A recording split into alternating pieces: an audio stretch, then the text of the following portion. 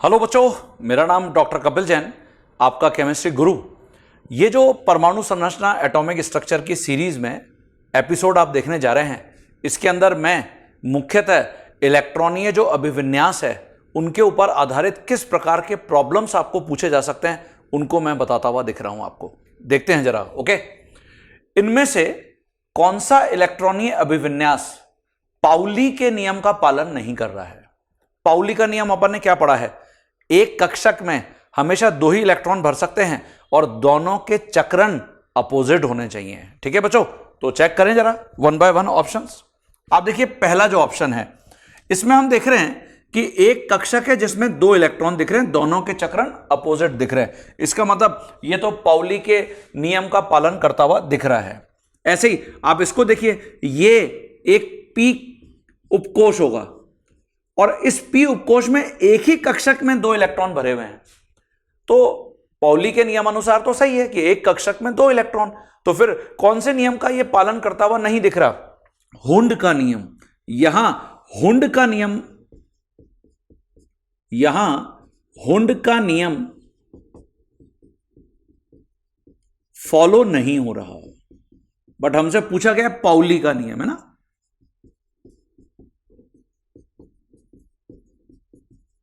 तो चलिए आगे बढ़ते हैं। मतलब यहां पर पाउली का नियम तो पालन हो रहा है। अब आइए बी ऑप्शन में। बी ऑप्शन को देखते हैं। यहां देखिए, एक कक्षक दो इलेक्ट्रॉन, दोनों के चक्रण अपोजिट, जबकि ये फिर वही पी उपकोष दिख रहा होगा ये। अब आप देखिए सभी में यहां पर एक एक इलेक्ट्रॉन भी भरा हुआ है ना, और उसी के बाद हम इसको क्या कर सकते हैं? पेयर कर सकते हैं। तो यहां ऐसा लग रहा है कि पाउली के नियम के अनुसार जो हमारा कॉन्सेप्ट है वो फॉलो हो ही रहा है, हुंड के नियम अनुसार भी फॉलो हो रहा है। हालांकि हुंड के नियम में हमने पढ़ा है कि हम हमेशा समान चक्रण वाले इलेक्ट्रॉनों को पहले एक एक कक्षक में भर देते हैं और फिर उनका क्या करते हैं? पेयरिंग करते हैं, है ना, युग्मन करते हैं। तो यहां पर भी पाउली का नियम तो फॉलो हो रहा है। चलिए सी ऑप्शन में आइए। ये देखिए, ये एक कक्षक में और दोनों इलेक्ट्रॉन जो उपस्थित है, दोनों के चक्रण क्या हैं? समान हैं। यहां दोनों के चक्रण, दोनों इलेक्ट्रॉन के चक्रण समान हैं। अतः पाउली के नियम का पालन यही नहीं हो रहा है, के नियम का पालन यहां नहीं हो रहा है। समझ में आ गया कि सभी बच्चों को? तो सी हमारा सही उत्तर है। अगर डी को देखें तो देखिए, डी में यहां पर ये जो कक्षक है इसमें सिंगल इलेक्ट्रॉन भरा हुआ है, जबकि होने कितने चाहिए थे? पहले दो इसमें भरने चाहिए थे, फिर उसके बाद पी का नंबर आना चाहिए था, है ना। तो यहां ये किस प्रकार का इलेक्ट्रॉनीय अभिविन्यास हो सकता है? तो अभी हम इसको देखेंगे। ये उत्तेजित ऊर्जा अवस्था वाला इलेक्ट्रॉनीय अभिविन्यास हो सकता है। उत्तेजित ऊर्जा अवस्था वाला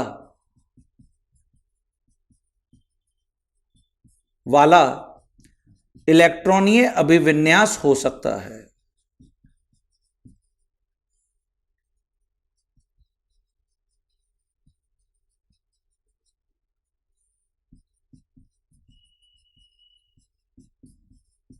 ठीक है ना। लेकिन यहां पर पाउली का जो नियम है उसको तो हम ऑब्जर्व ही नहीं कर सकते, क्योंकि एक ही कक्षक में यहां पर एक ही इलेक्ट्रॉन भरा हुआ दिख रहा है। तो पाउली के नियम का पालन नहीं हो रहा, वो सी ऑप्शन है कि हमने एक कक्षक में दो इलेक्ट्रॉन भर रखे और दोनों के चक्रण को समान रख रखा है। ठीक है बच्चों, क्लियर हो गया? इस प्रकार का प्रॉब्लम आपको मिलेगा तो आपको कैसे अटेंड करना है? चलिए कुछ और यहां पे प्रॉब्लम्स को ऐड कर लेते हैं। देखिए बच्चों, जो अगला प्रॉब्लम है, अगला प्रश्न है, उसको जरा समझिए सभी। इनमें से किस इलेक्ट्रॉनीय अभिविन्यास में आफबाउ के नियम का पालन नहीं हो रहा है? तो आफबाउ का नियम हमने क्या पढ़ा है? आफबाउ के नियम अनुसार जहां पर निम्न ऊर्जा है उपकोष की, उसमें सबसे पहले इलेक्ट्रॉन भरते हैं, फिर उच्च ऊर्जा वाले में, फिर उच्चतम ऊर्जा वाले में, और इसी सीक्वेंस में हम चलते जाते हैं। ठीक है बच्चों, तो जरा चेक करें यहां पर वन बाय वन ऑप्शंस। जैसे सबसे पहला ऑप्शन जो है 2s में दो इलेक्ट्रॉन भरे हुए हैं और फिर 2p के अंदर आप देख रहे हैं इलेक्ट्रॉन भरे हुए हैं। तो देखिए यहां पे 2s में 2 इलेक्ट्रॉन, दोनों के चक्रण अपोजिट, पाउली के नियम का पालन हो रहा है। अब आइए 2p में, यहां हुंड के नियम का पालन नहीं हो रहा है, हुंड के नियम का पालन नहीं हो रहा है।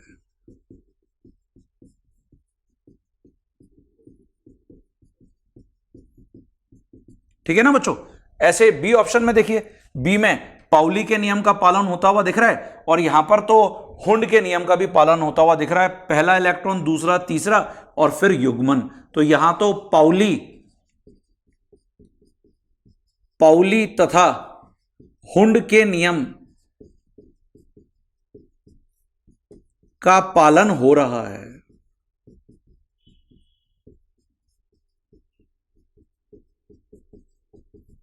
ठीक है बच्चों, इसकी जगह आप सी ऑप्शन को देखिए, यहां आप देख रहे हैं पाउली के नियम का पालन नहीं हो रहा है, पाउली के नियम का पालन नहीं हो रहा है।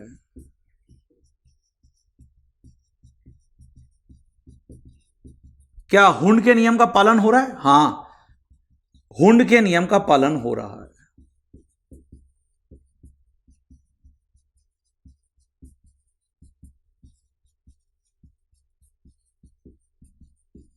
ये मैं आपको इसलिए बता रहा हूं कि किस प्रकार से देखते हैं, है ना।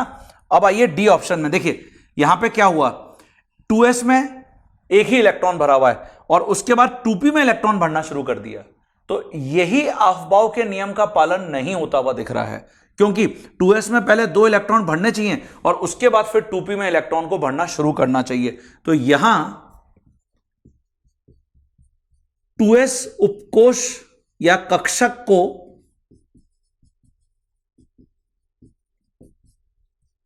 पूर्ण भरे बगैर 2p उपकोष को भरना प्रारंभ कर दिया गया है, प्रारंभ कर दिया गया है। इसीलिए ऑफबाउ के नियम का पालन नहीं हो रहा है, ऑफबाउ के नियम का पालन नहीं हो रहा है। ठीक है बच्चों, क्लियर है सभी बच्चों को। तो इसलिए यहां पर जो हमको सही आंसर देना है वो डी है। आपसे पूछा गया ऑफबाउ के नियम का पालन नहीं हो रहा है। ठीक है, चलिए अगली प्रॉब्लम को देख लेते हैं बच्चों। हाँ बच्चों, देखिए अगला जो प्रॉब्लम है इसको आप अटेंड करिएगा। मैं आपको प्रॉब्लम पहले पढ़ के बता देता हूं। इनमें से कौन से उपकोषों को उनकी ऊर्जा के बढ़ते हुए सही क्रम में व्यवस्थित किया गया है। आपको बताना है कि ये जो विभिन्न उपकोष यहां पर दे रखे हैं, इन सभी ऑप्शंस में उनमें से कौन सा ऑर्डर सही है, ऊर्जा का बढ़ता हुआ क्रम। तो कौन सा नियम लगाओगे? हां बिल्कुल सही, यहां पर आप कौन सा नियम लगाओगे? ऑफबाउ का नियम, n+l का नियम। सबके लिए n+l का मान निकाल के देख लोगे, आपको आसानी से पता चल जाएगा कि कौन सा क्रम सही है। तो करके देखेंगे। चलिए बनाइए सभी वीडियो को पॉज करके। हाँ बच्चों, तो आप सभी ने वीडियो को पॉज करके अपने आंसर को बना लिया होगा। देखिए 1 बाय 1 चेक करना चाहिए। 3D, 4s, 4p, 6s, 4d। तो यहां पे n3, l2, n+l 5, यहां n4, l0, n+l 4, यहां n4, l1, n+l 5, यहां n6, l0, n+l 6, यहां n4, l2, n+l 6। तो अब मुझे लगता है आप सभी इतने एक्सपर्ट हो गए हो कि आपको n और l का मान कैसे निकाला जा रहा है यह समझ में आ रहा है। ठीक है, तो अब जहां पर सबसे कम n+l का मान है, अर्थात 4s के लिए, इसमें इलेक्ट्रॉन सबसे पहले भरा जाएगा। फिर देखिए n+l 5, n+l 5, तो जिसके लिए n का मान कम है तो 3D और उसके बाद 4p। अब यहां n+l 6, यहां n+l 6, तो फिर पहले 4D, ये देखिए, और फिर 6s, ये देखिए बच्चों। तो क्या ये ऑर्डर वहां दे रखा है क्या? नहीं, ये नहीं दे रखा। ये सही क्रम है, सही क्रम ऊर्जा का। ठीक है बच्चों, क्लियर है? चलिए बी ऑप्शन को देखते हैं। बी ऑप्शन में आपको दे रखे हैं 2s, 3d, 4p, 4f और 1s, ये दे रखे हैं आपको। तो 2s n2 l0 n plus l2, 3d n3 l2 n plus l5, 4p n4 l1 n plus l5, 4f n4 l3 n plus l7, 1s n1 l0 n plus l1। ये देखिए, अब सबसे कम n plus l मान 1s के लिए है, इसका मतलब 1s की ऊर्जा सबसे कम है। उसके बाद फिर 2s। अब देखिए यहां n plus l सेम है, तो इसका मतलब 2s के बाद यहां 3d होना चाहिए, फिर क्या होना चाहिए, 4p होना चाहिए, और n plus l यहां पे 7 है, तो 4f। ये ऊर्जा सबसे ज्यादा होगी, सबसे ज्यादा ऊर्जा। तो ऐसे निकाला होगा, मुझे लगता है आप सभी ने ऐसे ट्राई किया होगा, और ये ऊर्जा का बढ़ता हुआ सही क्रम है, ऊर्जा का बढ़ता हुआ सही क्रम।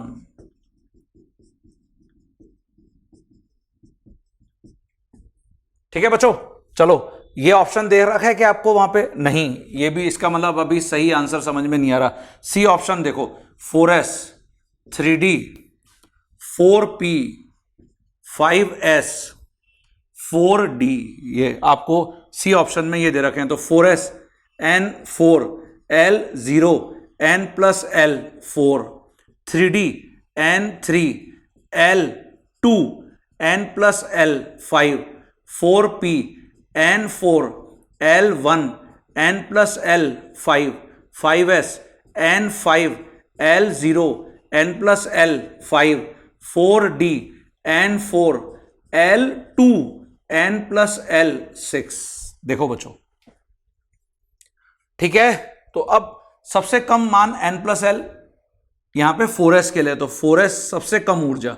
उसके बाद इन सब के लिए समान है, तो ये 3 है, ये 4 है, वो 5 है, तो फिर 3d 4p 5s। ये तो हम वैसे भी ऑर्डर जानते ही हैं, 4s 3d 4p 5s।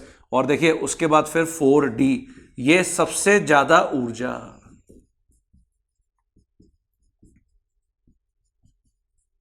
है ना, और ये ऊर्जा का बढ़ता हुआ सही क्रम है, ये ऊर्जा का बढ़ता हुआ सही क्रम।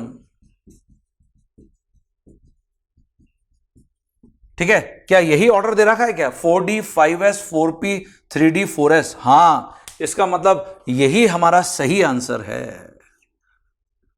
तो इस प्रकार की प्रॉब्लम पूछी जा सकती है बच्चों।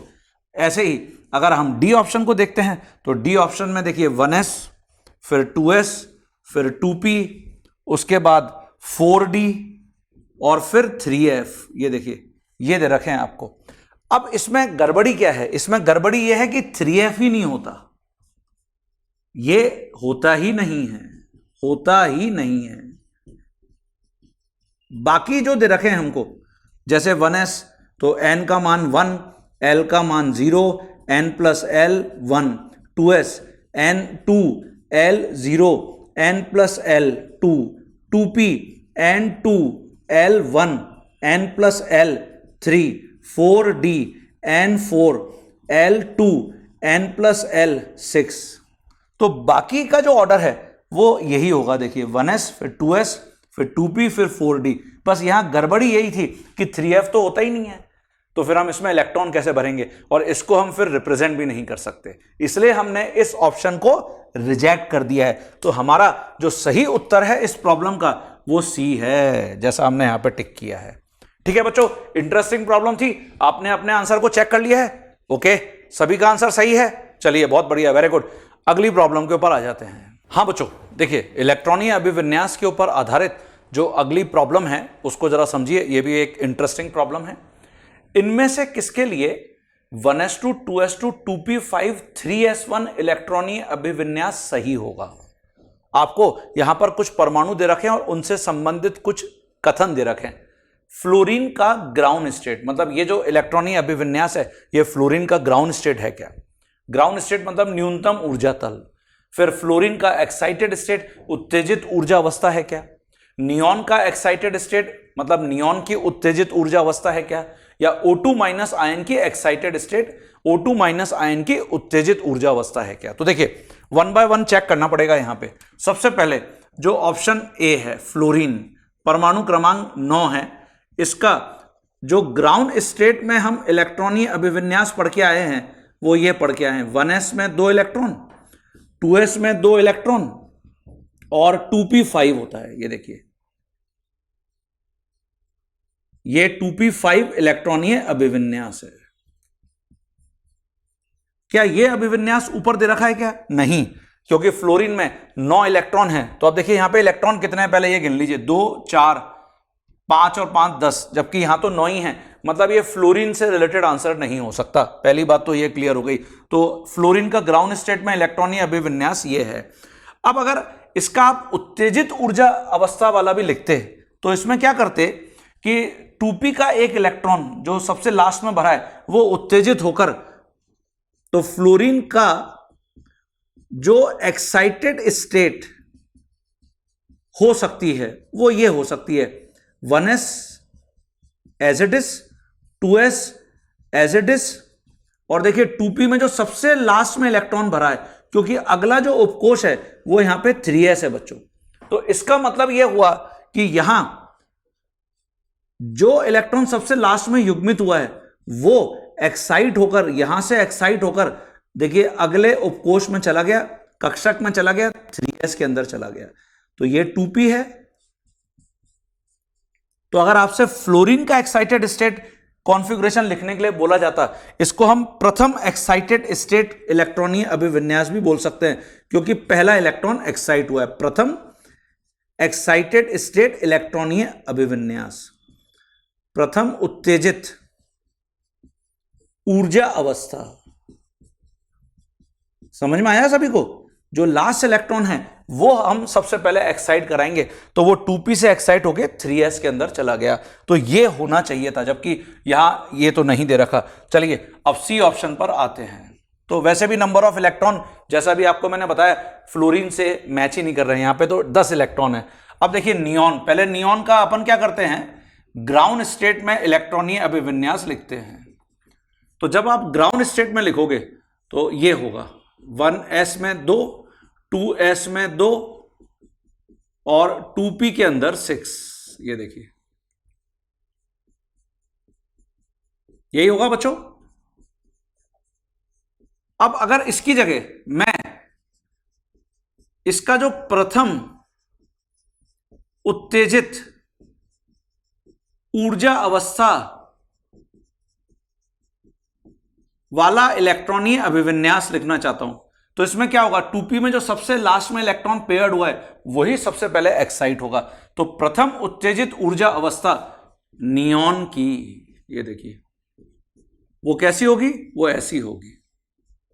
1s तो एज इट इज रहेगा, 2s एज इट इज रहेगा, और जो सबसे लास्ट वाला इलेक्ट्रॉन पेयर्ड हुआ है, युग्मित हुआ है, वो एक्साइट हो जाएगा ऊर्जा देने पर। भाई हमेशा जब भी उत्तेजित ऊर्जा अवस्था आती है इसका मतलब हम बाहर से ऊर्जा प्रदान कर रहे हैं। ये बाहर से कौन सी ऊर्जा प्रदान कर रहे हैं, या तो नियॉन के परमाणुओं को गर्म कर रहे हैं, है ना, हीट कर रहे हैं, तो हीट करने से इनको ऊर्जा प्राप्त हो रही है, और या फिर जो कैथोड रे ट्यूब है उसके अंदर 2 मेटल इलेक्ट्रोड्स के बीच में विभव उत्पन्न कर रहे हैं, जिससे कि एटम्स क्या होते हैं, उत्तेजित होते हैं और उत्तेजित होकर उच्च ऊर्जा अवस्था में चले जाते हैं। तो यहां ये देखिए ऐसा होना चाहिए, ये 2p5 रह गया और एक इलेक्ट्रॉन उत्तेजित होकर 3s में चला गया। यही इलेक्ट्रॉनीय अभिविन्यास आपको इस प्रॉब्लम में दे रखा है, क्या, 1s2 2s2 2p5 and 3s1।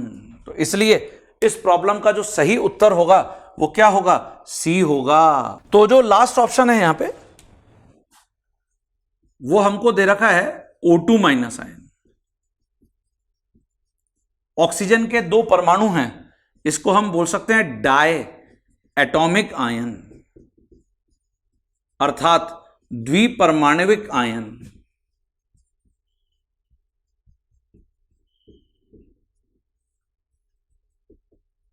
तो इसमें तो इलेक्ट्रॉन ही 10 से ज्यादा हैं। कैसे? ऑक्सीजन का परमाणु क्रमांक क्या है? 8 है, 2 हैं ऑक्सीजन, तो यहां कुल इलेक्ट्रॉनों की संख्या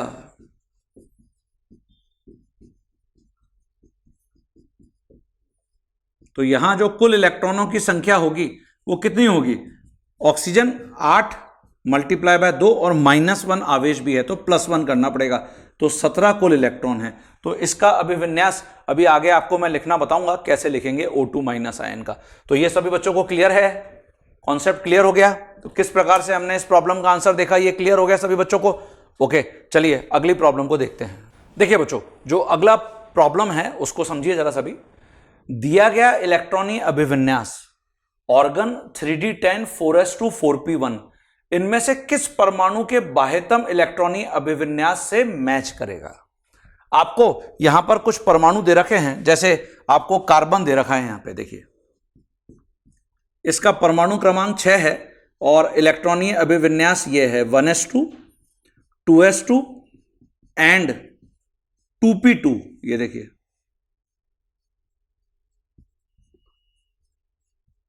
ठीक है। आपको जो ऊपर अभिविन्यास दे रखा है 4s2 4p1 दे रखा है, और यहां आपको जो मिल रहा है वो बाह्यतम का ऐसे मिल रहा है, जैसे सबसे पहले तो हीलियम हो गया है ना 1s2, और उसके बाद फिर 2s2 2p2। तो इसका मतलब 2s2 2p2 है और यहां 4s2 4p1 है, तो ये मैच नहीं कर रहा। कार्बन के ठीक नीचे क्या है? आंसर है सिलिकॉन है।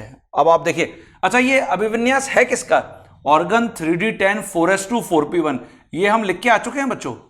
ये किसका है? आंसर है ये गैलियम का है, जिसका परमाणु क्रमांक 31 है। ठीक है बच्चों, चेक करते हैं अगला। ऑक्सीजन परमाणु क्रमांक 8, तो कॉन्फ़िगरेशन या अभिविन्यास ये हो गया 1s में 2, 2s में 2, और देखिए ऑक्सीजन ये हो गया 2p4। अब मुझे लगता है आप सभी से सारे इलेक्ट्रॉनीय अभिविन्यास बनते होंगे, ये मैं पहले ही आपको बताता हुआ आ रहा हूं, ये आपका कभी भी पीछा नहीं छोड़ने वाले। तो इसका मतलब ये अभिविन्यास कुछ ऐसा है, हीलियम और 2s2 2p4। तो ऑक्सीजन के वैसे भी नीचे क्या है? सल्फर है। तो यहां पे आते हैं आगे सी ऑप्शन के ऊपर, जो नाइट्रोजन दे रखा है और इसका इलेक्ट्रॉनीय अभिविन्यास 1s2 2s2 और 2p3 है। ये देखिए, तो ये हीलियम और 2s2 2p3 है। तो यहां 2s2 2p3 बाह्यतम जो उपकोष है उसका इलेक्ट्रॉनीय अभिविन्यास है। यहां 2s2 2p4 है, यहां 2s2 2p2 है। अब आ जाइए डी ऑप्शन, एल्यूमिनियम। जो एल्यूमिनियम है इसका परमाणु क्रमांक 13 है, इसका इलेक्ट्रॉनीय अभिविन्यास हमने क्या लिखा है? पहले हम लिख देंगे नियॉन और उसके बाद 3s2 3p1। ये देखिए, ये हो गया नियॉन 3s2 3p1। और देखिए ये जो दे रखा है आपको, क्या दे रखा है? 4s2 4p1। तो बच्चों बोरॉन जो फैमिली है ना, ये हम आवर्त सारणी में पढ़ेंगे, बोरॉन फैमिली, इस पूरी फैमिली का इलेक्ट्रॉनीय अभिविन्यास, बाह्यतम जो इलेक्ट्रॉनीय अभिविन्यास है वो NH2NP1 है। NH2NP1 अर्थात जो आवर्त सारणी में N=2 है वहां पे बोरॉन है, N=3 में एल्यूमिनियम है, N=4 के अंदर गैलियम है, N=5 के अंदर इंडियम है, N=6 के अंदर थैलियम है। तो बाल गंगाधर तिलक इंडिया से थैला लेके नहीं निकले, नायोनियम। तो इस प्रकार का पूरा न्यूमोनिक मैं आपको आवर्त सारणी में बताता हुआ दिखूंगा। न्यूमोनिक मतलब याद रखने का तरीका, एक वर्ग को अगर हम आवर्त सारणी में याद रखना चाहते हैं तो उसके लिए मैं आपको ऐसे ही कुछ और न्यूमोनिक भी बताऊंगा। तो ये जो न्यूमोनिक है आपको तत्वों को पूरी आवर्त सारणी में याद रखने में बहुत हेल्प करते हैं।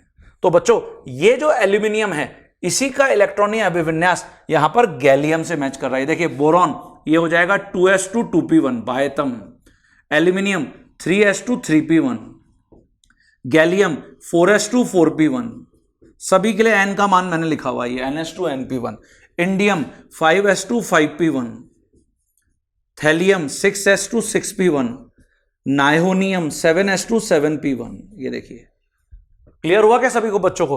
ओके, तो इसलिए यहां पर कौन सा आंसर सही है? डी आंसर सही है, एल्यूमिनियम। ठीक है बच्चों, अगला प्रॉब्लम ऐड करते हैं। हाँ बच्चों देखिए, नेक्स्ट प्रॉब्लम को देखते हैं। क्रोमियम परमाणु के 19वें इलेक्ट्रॉन के सभी क्वांटम संख्याओं का सही मान क्या होगा? आपसे ये पूछ रहा है यहां पे, और आपको ऑप्शंस दे रखे हैं। तो क्वांटम संख्याएं आपको क्लियर हैं, मुख्य क्वांटम संख्या, द्विगंशी क्वांटम संख्या और चुंबकत्व क्वांटम संख्या, और उसके बाद चक्रण क्वांटम संख्या। तो देखिए यहां सबसे पहले क्रोमियम जिसका परमाणु क्रमांक 24 है, इसका जो ग्राउंड स्टेट में हम इलेक्ट्रॉनीय अभिविन्यास पढ़ के आए हैं, ग्राउंड स्टेट में इलेक्ट्रॉनीय अभिविन्यास,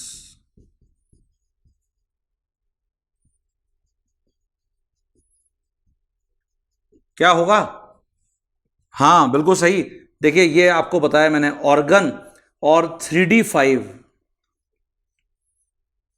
4s1। ये देखिए, तो ऑर्गन तक तो 18 हो गए, ये 19वां इलेक्ट्रॉन है, 19वां इलेक्ट्रॉन। और उसके बाद फिर यहां पे 20 21 22 23 24, ये देखिए ये 3d के इलेक्ट्रॉन है, 3d5 4s1। तो मुझे 19वें इलेक्ट्रॉन के सभी क्वांटम संख्याएं बताने हैं। तो यहां 19वां इलेक्ट्रॉन 4s में उपस्थित है,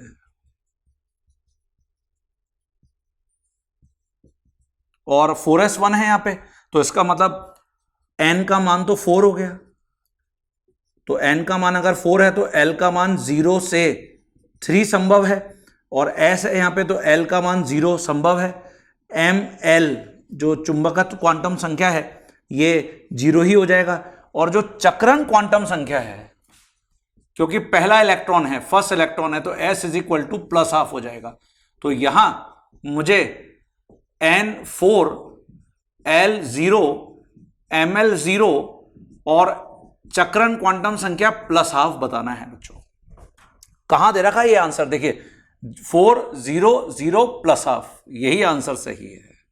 तो आंसर यहां पे क्या होगा? ए होगा। ठीक है बच्चों, नोट कर लीजिए इसको।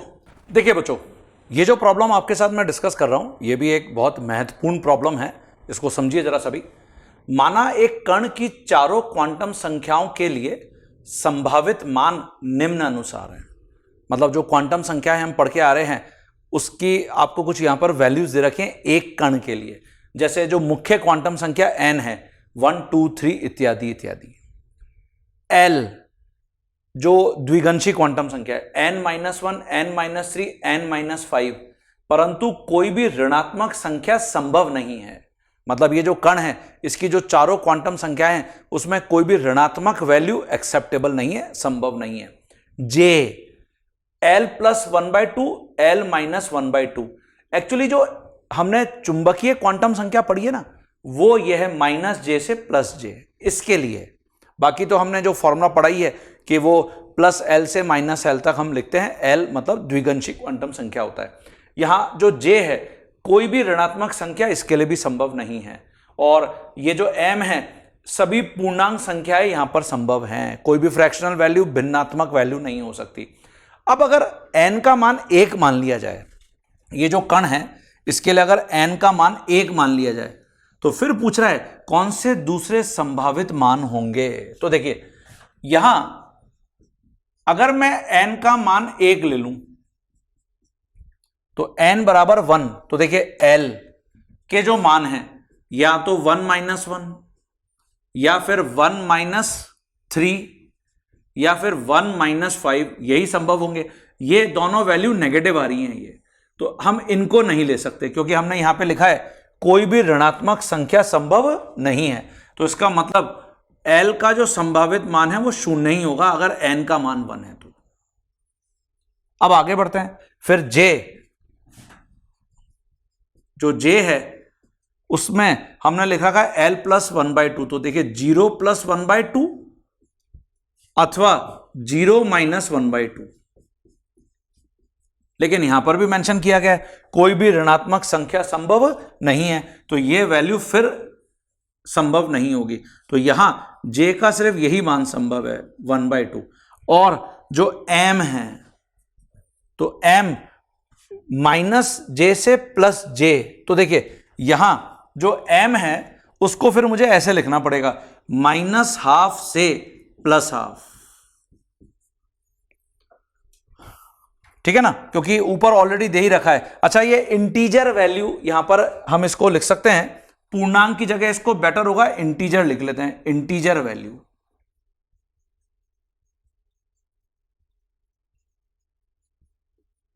तो इसलिए ये आपको आंसर देना पड़ेगा।